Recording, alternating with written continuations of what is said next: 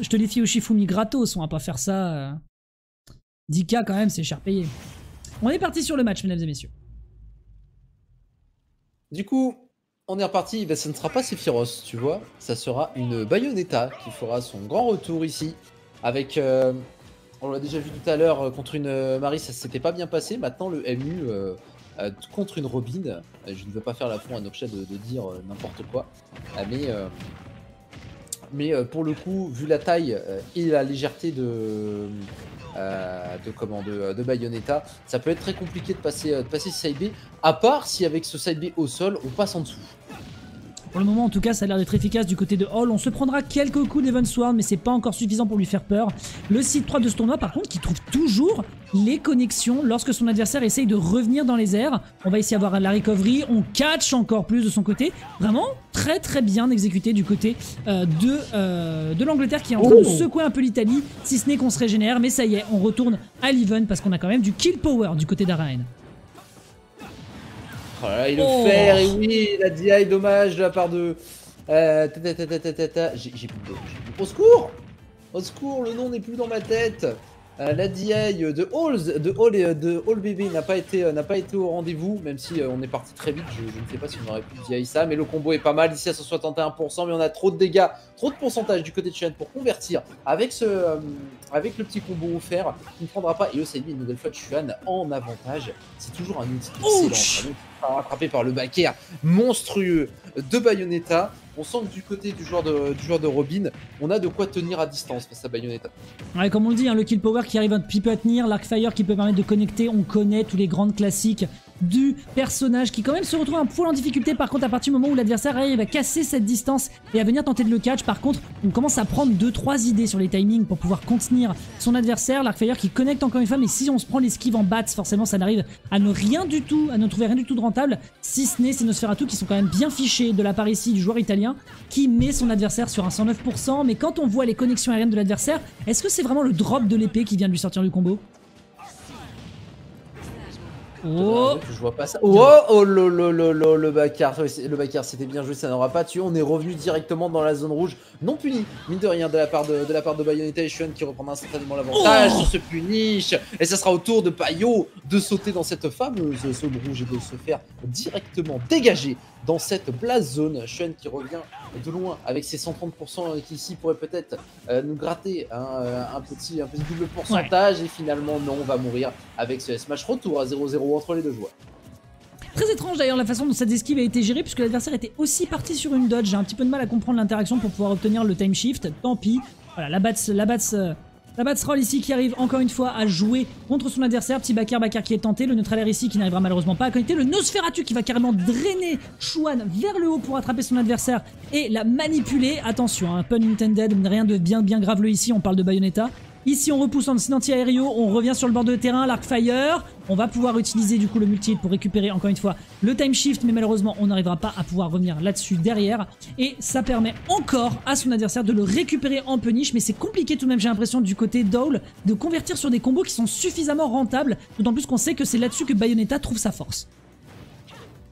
Effectivement, il faut trouver les combos du côté du joueur de Bayo, sinon ça sera impossible de venir terminer Chuan qui a décidé de passer sur un gameplay, j'allais dire, plus à distance, mais n'importe quoi, double saut into EPR sur un énième saut de la part de Hall BB qui se fera punir sévèrement.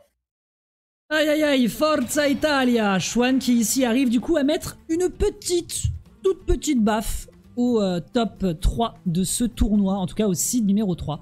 1-0. La moufté. On décide, voilà, exactement, on décide de s'en remettre immédiatement sur le même terrain et dans les mêmes conditions côté Howl. Visiblement, le match-up Sephiroth n'a pas l'air d'être rentable contre Robin.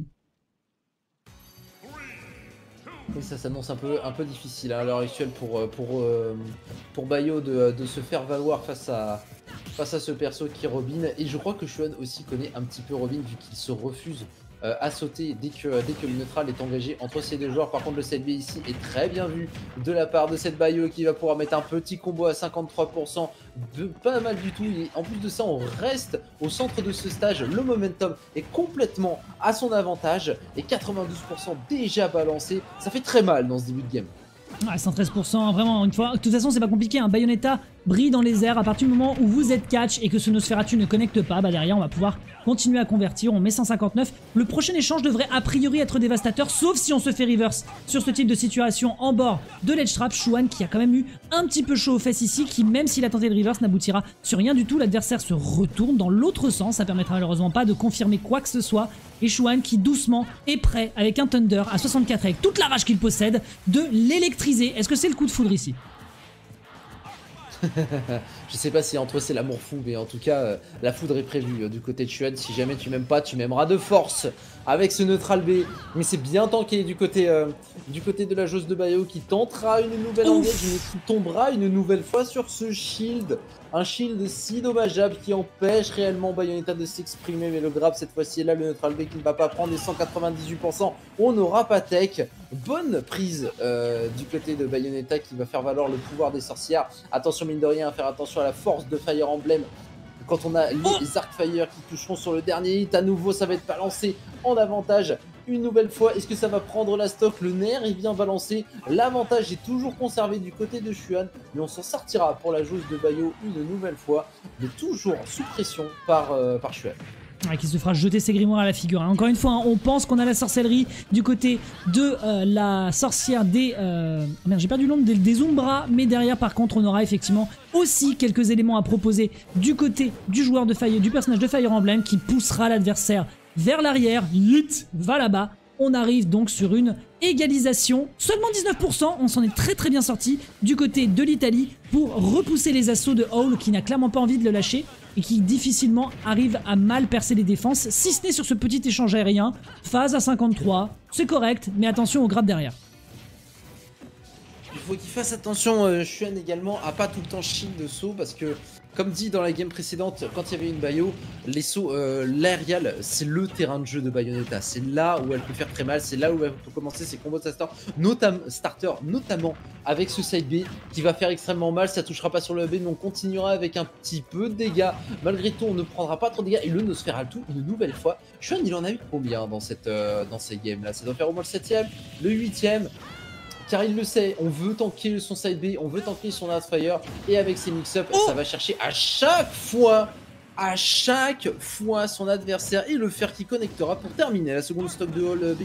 Ouais, malheureusement, la DI qui était partie vers l'adversaire parce qu'on était en train de l'agresser après ce trade, on n'a pas le temps de le convertir derrière et du coup on se fait pousser sauvagement. 58% déjà proposés. Est-ce que Shuan est capable de faire la performance ici après s'être quand même pris un point géant dans la gueule? Bon d'accord, c'est pas grave, on a encore un petit peu d'avance. Ceci dit, si on arrive à convertir dans les airs comme tu es exactement en train de le faire, Howl, ça pose tout de suite énormément de soucis. Ça y est, on prend un lead, on n'arrivera malheureusement pas à aller le chercher. Mais quelle difficulté ici qui est proposée à son adversaire. On va pouvoir reconvertir parce qu'on a récupéré le sol. Non, 105% de la rage est accumulée, c'est maintenant où il faut briller.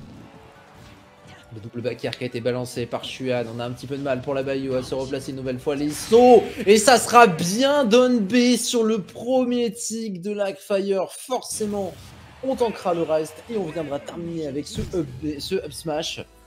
Fin de game, un partout. Dommage. Dommage, parce que la performance ici était possible. Ça arrivera du coup sur une égalisation à ce stade de la compétition, bien évidemment. On n'allait pas s'entendre à ce qu'il n'y ait rien à proposer. C'est bien tenté. On va pouvoir du coup partir sur la suite de ce set. Un partout. Il y a eu beaucoup plus d'installations aériennes, comme tu le disais, de la part de Howl. Et à partir de là, effectivement, comme tu disais, c'est le royaume de Bayonetta. Très clairement, il va falloir rester bien collé au sol et attendre une seule chose, c'est que son adversaire fasse une erreur d'approche. C'est toujours pareil, mais j'ai l'impression que comment Howl, il a un petit peu plus il a réussi à trouver quelques petites fenêtres, je dirais, d'approche contre Shuan. Alors comme le dit Noksha, c'est vrai que ça n'a pas l'air de connaître le mu, mais on s'adapte de plus en plus. Par contre, Shuan, lui, au niveau des DI sur les combos, on nous disait souvent que il était difficile d'en sortir de ces combos starters de Bayo, mais on le voit à chaque fois qu'il y a un up B, un side B qui passe, tu vois directement Shuan arriver à s'en sortir. Donc on a l'air de connaître le match-up, mais ça reste néanmoins assez even en l'état. Pour le moment en tout cas, voilà, on part sur PS2, terrain globalement large qui permettra éventuellement de s'installer efficacement d'un côté comme de l'autre. C'est un choix qui est du coup de Xuan, mais qui me paraît un petit peu étonnant parce que l'adversaire va pouvoir un petit peu plus s'installer et un peu plus jouer la distance pour esquiver les Arcfire. Après, les plateformes sont très exploitables à bon escient, comme on vient de le voir ici, justement en air, dans les airs, avec cet Arcfire into back air. Par contre, vraiment, il va falloir faire attention avec ces Arcfire qui permettent à Bayonetta de clairement poser sa Witch Watch et ça peut faire très mal. Le 7B qui est utilisé à nouveau du côté de Bayo, on se trouve rapidement en désavantage quand même, mais on arrive à s'en sortir la plupart du temps. Et là c'est un combo de petits sauts qui est balancé par les deux joueurs. On repasse au milieu de ce stage, on tente quelques petits EB du côté de Bayonetta, on voit si ça va passer. Le saut une nouvelle fois de Xuan qui sera puni avec le fameux combo et on est sur PS2. Et qui dit PS2 dit plafond encore plus bas et ça sera la punition instantanée du côté de Bayo. Attention à ces débuts de starter qui font extrêmement mal. Déjà 42%, les Hoppers qui vont passer up B avec quelques fers, 54%. On a un Hall qui se réveille sur cette game 3. Oh là là, regarde-moi ces watch qui permettent définitivement à l'adversaire de trouver les opportunités, les bonnes ouvertures pour pouvoir punish. Derrière le up smash ici qui connecte, on monte à 102% sur la première stock. Il va falloir faire encore mieux du côté de l'Italie parce que l'Angleterre, comme tu le dis, elle est en train de s'adapter, elle est en train de faire mieux. Ce sera un très bon number qui sera trouvé ici. Witch time, merci beaucoup Flowal, je note l'info. Qui derrière permet donc de prendre ici le premier kill. Et là on prend l'adversaire, on a une très bonne DI qui est proposée, quelques coups de flingue, 134%, 1% seulement. Dur pour l'Italie. Oh là là là là là là là, on est parti le chercher dans les abysses. Lugia, étais-tu là? En tout cas, Bayonetta, elle, aura récupéré cette stock et va pouvoir continuer en plus de ça avec un nouveau combo. Le 7B qui va passer, on remet un petit up B sur Xuan qui a tenté cet air dodge. Attention au nombre de sertages directionnels pour tenter, pour se replacer dans cette game car on se fait punir instantanément. Et le fer, est-ce que ça sera terminé? Double fer, triple fer, 139% Xuan sur un combo de la part de Hall. On le sent à l'aise cette fois-ci, le joueur de Bayonetta. Et là, c'est attention, oh là, ça pouvait être potentiellement un shield break, attention, ça fait d'énormes dégâts. On reste sur le bord de terrain, on arrive à trouver ici ce Thunder. C'est potentiellement une remontada qui peut être proposée ici par le joueur italien. L'anglais ici qui a anticipé potentiellement le fait que Xuan pourrait paniquer et partir sur une roll en retour de l'edge pour récupérer la Pokéball et le contrôle de terrain. Il n'en sera rien. Par contre, derrière, très bon jeu aérien. On monte à 124. Le back air ici qui arrive à connecter. L'Arcfire qui ne proposera rien du tout. Pas de Nosferatu. C'est peut-être le dernier plan déroulé qui est fait, mais on a une très bonne SDI du côté de Xuan qui essaye ici de montrer qu'il a encore de la sauce, qu'il a encore des sorts, qu'il a encore de la mana, qu'il a plus d'un tour dans son sac. Mais c'est sans compter sur les bottines de son adversaire qui va partir en très deep pour aller le chercher. On va pouvoir potentiellement revenir sur le bord de terrain et proposer quelque chose du côté du joueur de Robin. C'est sans compter ici sur ce grab. On a le kill throw qui n'aboutira encore sur rien. Ça tue pas encore Bayonetta à ce stade.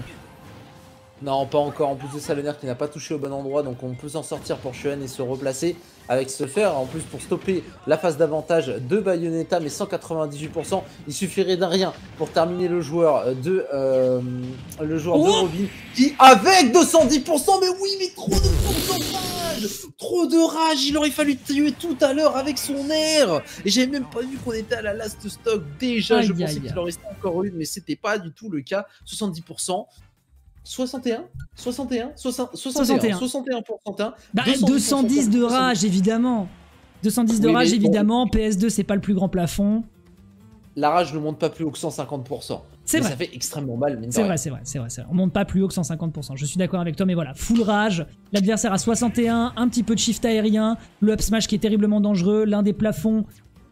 Pas les plus bas du jeu, mais en tout cas un plafond relativement bas. Peut-être une erreur de DI en fonction de la SDI qu'il proposait sur l'Arcfire. Ça dégage. Celui de PS2, je crois que c'est le plus bas des stages compétitifs. C'est pas avec SB. C'est pas l'Ailat? L'Ailat est plus bas que PS2 Je sais pas, les deux sont très bas en tout cas. Faudrait que je regarde. Mais oui, les deux sont très bas. On va pas dire de bêtises. Voilà, on va game plutôt 4. se concentrer sur ce...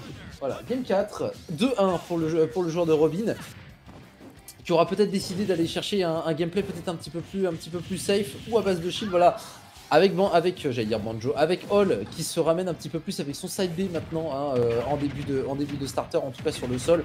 On veut un petit peu forcer l'approche de Hall, qui ici, bah, son approche fonctionne, hein, 86% déjà. On continue à mettre la pression. Tentative de up B, le side B également qui va venir toucher avec le up air. C'est le combo starter qui commence du côté du joueur de Bayonetta. Est-ce qu'on va pouvoir revenir? Oui, il y a toujours une excellente Rico pour le joueur de Robin, mais on se fait enchaîner directement 133%. Ça démarre fort pour le joueur de Bayonetta. Qui nous propose ici la même performance. Oh, quel dommage, le up tilt qui aurait malheureusement pu connecter sur quelque chose. Non, même si un smash aurait pu potentiellement permettre quoi que ce soit d'intéressant. Le backer ici qui remet Shuan un poil en difficulté, qui va devoir revenir sur son bord de terrain. On va pouvoir tech très bien joué de son côté, qui revient sur le bord de l'edge. Le Thunder qui n'aboutira sur rien du tout. On est à 79. Est-ce qu'on peut proposer exactement la même chose qu'à la stock précédente sur un board Arcfire? En tout cas, pour l'instant, ce sera un forwarder qui sera proposé ici. On va se débarrasser de son grimoire. L'Arcfire qui ne convertira sur rien du tout. On est très patient du côté de Shuan. Et justement, ici, dès qu'on voit l'erreur de positionnement de l'adversaire, c'est un backer qui est proposé. Forward throw, on ne tuera pas encore. Pas encore, à 183%, et on le sait, c'est un petit peu de mal à tuer du côté de Bayou si on trouve pas les kill moves, notamment ce backer, tu vois, en plus ça spam complètement pour Hall qui veut finir cette stock, qui lui fait défaut. Il faut surtout pas continuer à se prendre des pourcentages avec autant de rage du côté de Shuan. Il s'aurait été très bien fait avec le combo sur son neutral B. Première fois que je le vois tuer à ce moment-là. C'est un mix-up qui aura fonctionné et qui permettra à Hall de récupérer un petit peu dans ce match, même de commencer un petit combo sur le up air. On le sent effectivement sur ce match-up qu'il est en train de l'apprendre. Par contre, au niveau des combos, le joueur est on point. Ouais, clairement il est impeccable, hein. Dès qu'il arrive à trouver de quoi convertir pour tuer là-dessus, c'est pas mal, à 100%, on a vu qu'on était très haut sur le plafond, ça pourrait vraiment mal se terminer si on se reprend un jeu de combo aérien, le smash qui est tenté, qui aurait pu ici être tenté derrière sur la plateforme, de par la gourmandise de son adversaire avec l'Arcfire. Il faut ici pouvoir potentiellement le trouver, on a de la rage, on peut mettre son adversaire dans des grands soucis avec l'Evensward qui est présente, on va utiliser son grimoire pour pouvoir revenir tranquillement sur le bord de l'edge, le up smash qui n'aboutira sur rien du tout. Petit Nosferatu pour pouvoir se régénérer. Par contre, dommage, ce sera un bon gros forward smash qui viendra t'accueillir. Vraiment les cheveux très épais de Bayonetta ici. Ah, ça peut faire surgir des démons de l'enfer, hein, et pas que des monstres absolument monstrueux quand elle arrive à invoquer tout ça. Pour Shuan, la tâche est d'autant plus ardue que maintenant il va falloir essayer de terminer cette seconde stock, mais Bayonetta ne lui en laisse absolument pas le temps. 70% déjà, tentative de conversion avec le neutral B. On tente de remettre un autre side B du côté de Bayo. Une nouvelle fois, Shuan qui va repousser son adversaire avec le fer. Est-ce qu'on va pouvoir convertir là-dessus le neutral B qui ne va pas venir toucher le backer, qui touchera en sour spot sans pouvoir kill son adversaire? 89%. Et le smash une nouvelle fois. Tentative de DI mais qui n'aura pas eu lieu. Cette fois-ci, Hall a le match en main. Dur pour lui. Non, en l'occurrence, ça a été la même situation qu'à la game numéro 2 qui a permis à son adversaire de prendre la stock. C'est qu'on a eu beaucoup de présence aérienne qui a été tentée du côté de Shuan. D'autant plus qu'on était sur PS2 qui est la map sur laquelle il montrait qu'il avait repris la confiance dans le match à la game numéro 3. C'est clairement pas évident. L'adversaire ne se faisait plus toucher par les Arcfire, ce qui fait qu'on ne pouvait plus connecter efficacement. Les Thunder étaient efficaces sans pouvoir amener à des conversions. C'est extrêmement close ici. Est-ce qu'on est capable, côté Italie, de proposer un upset face au site 3 du tournoi? Ça reste à voir. D'autant plus que ce dernier est suffisamment confiant pour rester sur son... Et arriver, pardon, sur sa Bayonetta, alors qu'a priori c'était du Sephiroth qui nous a sorti sur tout le reste de la compétition. Écoute, la Bayonetta pour le moment fonctionne. Est-ce qu'on va rester sur PS2 d'ailleurs entre les deux joueurs? Ou est-ce qu'on va avoir un changement de map du côté de Shuan? C'est certainement le meilleur compromis entre les deux joueurs cette map, je pense. Quoique, est-ce qu'on a envie de jouer l'audace et partir sur quelque chose d'un peu plus serré peut-être?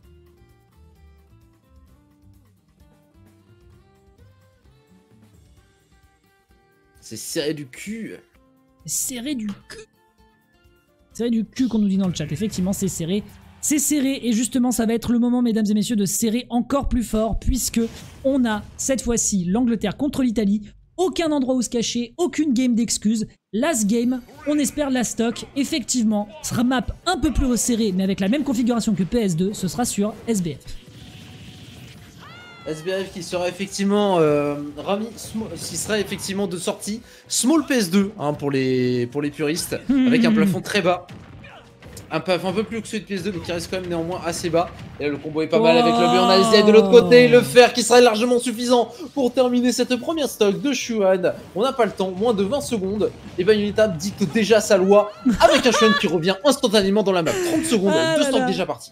On faisait les malins avec nos 210 points pour les 150 de rage, mais au final rien à faire. Up smash, je te tue à 92 sans rage, derrière on convertit, c'est nickel. C'est le moment de revenir ici pour Shuan après s'être pris un premier coup surprise de la part de son adversaire en situation d'edgeguard. Maintenant, il faut retoucher avec ses Arcfire, il faut retoucher avec ses Thunder, il faut retrouver des opportunités de pouvoir toucher. Attention à ne pas trop consommer par contre son Evansword qui est en train de doucement disparaître contre son adversaire. Là il est temps d'utiliser de magie plus que d'utiliser de corps à corps parce qu'on voit qu'on ne brille pas en la matière. L'Evansword qui disparaît, qui va avoir besoin de recharge. Là clairement la sorcellerie elle vient dans les livres, pas dans l'épée. Et actuellement ça reste un Xuan qui est un peu plus dans le spammage des Arcfire. De toute façon c'est un outil qui est extrêmement intéressant pour empêcher Bayonetta de se ramener avec ce side B dans les airs. Il va juste falloir faire une chose, c'est que Xuan arrête de shield into short top. Il se fait rattraper à chaque fois par ce side B de Bayonetta.